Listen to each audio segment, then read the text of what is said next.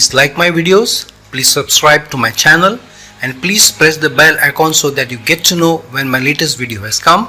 And to learn more and to find a video relevant to you, please do check out my videos list. Hello, Namaskar and Adab to all my friends from your friend astrologer and guide Irfan, once more with you from your very own channel Astro Assurance.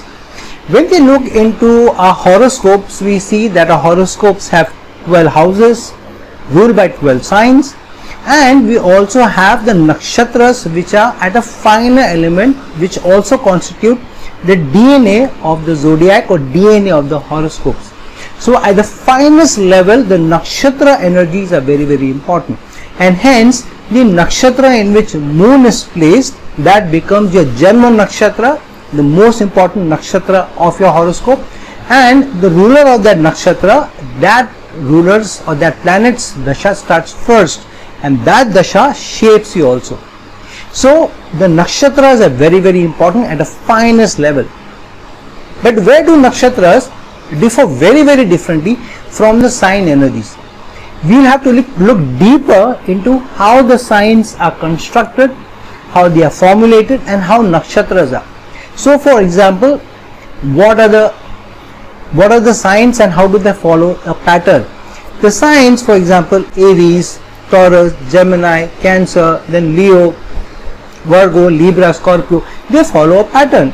What is the pattern? The pattern is Aries is the Dharma sign, Taurus is an Artha sign or materialistic sign, then Gemini is an air sign or a Kama sign, the passions, your desires, your attachment, and Cancer is a Moksha sign or a salvation oriented sign. So you have the first four signs which also rule the first four houses, which constitute the Dharma, the Artha, the Kama and the Moksha energies. And once it ends with Cancer, then the next round starts, which is Leo, Virgo, Libra and Scorpio. Again Dharma, Artha, Kama and Moksha. And then Sagittarius, Capricorn, Aquarius and Pisces. Again Dharma, Artha, Kama, Moksha. So what are the signs saying? The signs are saying that signs represent the cycle of life and death, which means after every cycle of Dharma, Artha, Kama, Moksha, you come back into another cycle of Dharma, Artha, Kama, Moksha, into another cycle to do your Dharma, to pay back your Karma, and to play out the fight against material attachments and the passion and the desiring attachments, which are represented by Kama. So the signs are representing of the life, the cycle of life and death. But what about the nakshatras? If you look at how the nakshatras are formulated, and here a deeper look at the nakshatras is important. So what are the nakshatras? The first nakshatra is Ashwini, the second is Bharani, the third is Kritika, and the fourth is Rohini. So the Ashwini nakshatra is the Dharma nakshatra, the Bharani nakshatra is a Artha nakshatra, the Kritika nakshatra ruled by sun is a Kama nakshatra, and the fourth nakshatra Rohini ruled by moon is a Moksha nakshatra. So the first four nakshatras also follow a pattern of Dharma, Artha, Kama and Moksha. But what about the next four nakshatras? The next four nakshatras are Mrigashira, Adra, Punarvasu and Pushya. The Mrigashira nakshatra is ruled by Mars, the Ardha nakshatra is ruled by Rahu, the Punarvasu is ruled by Jupiter, and the Pushya nakshatra is ruled by Saturn. So here the Mrigashira, the Ardra, the Punarvasu and the Pushya nakshatras, they denote a reverse pattern. Instead of being a Dharma, Artha, Kama and Moksha nakshatras, they are Moksha, Kama, Artha and Dharma nakshatra. So they now go in reverse, which means the first 8 nakshatras follow a pattern of Dharma, Artha, Kama, Moksha, again Moksha, Kama, Artha and Dharma. And then the next 4 nakshatras again go into a straight pattern, Dharma, Artha, Kama, Moksha, and then the next 4 Moksha, Kama, Artha and Dharma. Then next 4 Dharma, Artha, Kama, Moksha. These go on till the last nakshatra Revati is a Moksha nakshatra. So the only Dharma and Moksha nakshatra which are next to each other are the first nakshatra, which is Ashwini, ruled by Ketu, being a Dharma nakshatra, and the last nakshatra Revati, ruled by Mercury, which is the Moksha nakshatra. So why is it that while the signs follow Dharma, Artha, Kama, Moksha, Dharma, Artha, Kama, Moksha pattern, the nakshatras follow a reverse pattern of dharma, artha, kama, moksha, then moksha, kama, artha, dharma, then again dharma, artha, kama, moksha. Why is it so? The nakshatras are a more denotation of the current life. Why the current life? Because if you see, no moksha nakshatra is followed by again a dharma nakshatra, which means the beginning of a cycle. When one moksha nakshatra ends, it follows by another moksha nakshatra, and that ends with the dharma nakshatra, and that next cycle starts with another dharma nakshatra, which means two dharma nakshatras are always packed between two other artha nakshatras, whereas two moksha nakshatras are packed on either side but two kama nakshatras. This has a very, very deep meaning. The deeper meaning is that as long as you are trapped between the need for artha, the material manifestation, doing your dharma will be very difficult, doing your duty will be very, very difficult, doing your responsibility will be very, very different, will be very, very difficult, because you're chasing materialism, you're chasing the maya, you're chasing the money side, the material side of life. And what does the kama nakshatras trapping the moksha nakshatras mean? As long as you allow attachments, as long as you allow passion and desires and attachments to connect you or trap you in this life, moksha will not come to you, moksha will be difficult to you.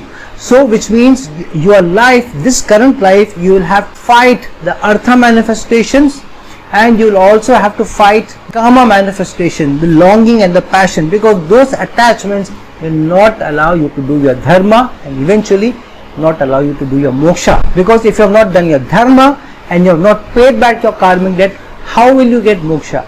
So the nakshatras are more representative of this current life, and hence no dharma nakshatra is followed by a moksha nakshatra and vice versa. Only at the end you will find the first nakshatra, which is the dharma nakshatra, lies side by side with the last nakshatra, which is the moksha nakshatra. So the nakshatras are representative of this life, and they are saying that at the finest level of your life, that means at a day-to-day life, if you are not doing your dharma, if you are not following your duty, being trapped in the need for materialism, you will pay a price of not being able to do your dharma, not being able to do your duty. And if you get trapped in attachments, in passion or desires, those desires will get you hooked onto this life, and you will want to come back and will not allow the soul to be released. And this is also important because when you look at the nakshatra's deepest energy levels, you will find that they are at a very karmic level. They constitute the energies closest to the deities, because each of these nakshatras is ruled by a deity, which is also symbolic, represented by a symbol, and we have a deeper manifestation of that.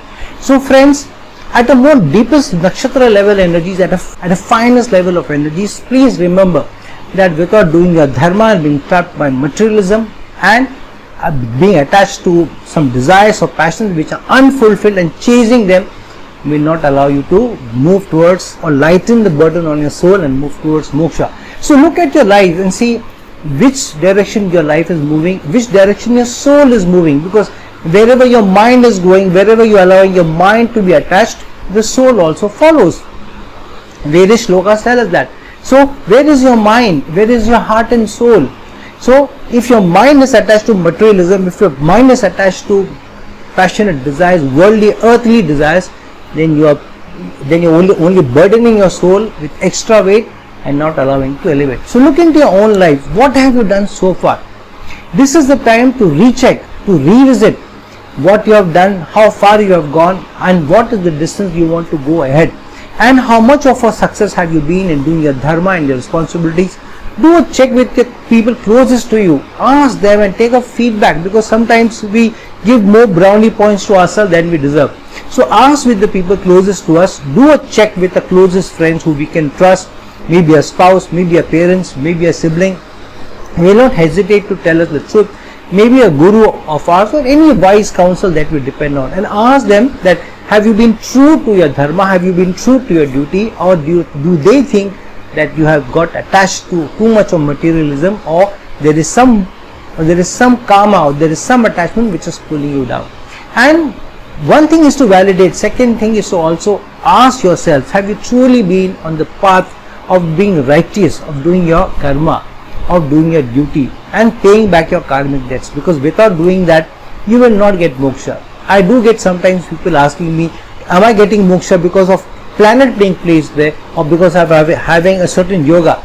Yogas and planetary placements will only show you that there is an opportunity, but you cannot depend on planetary placements to give you certain results, my friend. You will have to manifest it. Without moving the wheels of the chariot will not move. So without effort, the wheels of the chariot will not move. So put in the effort, revisit your life and move on the path towards true dharma and being able to manifest your karma in the right letter and in spirit. So friends, like this video, share this video, and if you're looking for a personal consultation from me, please reach out to me, the links given below. Till some other time with some other video, this is your friend astrologer and guide Irfan signing off. Ciao.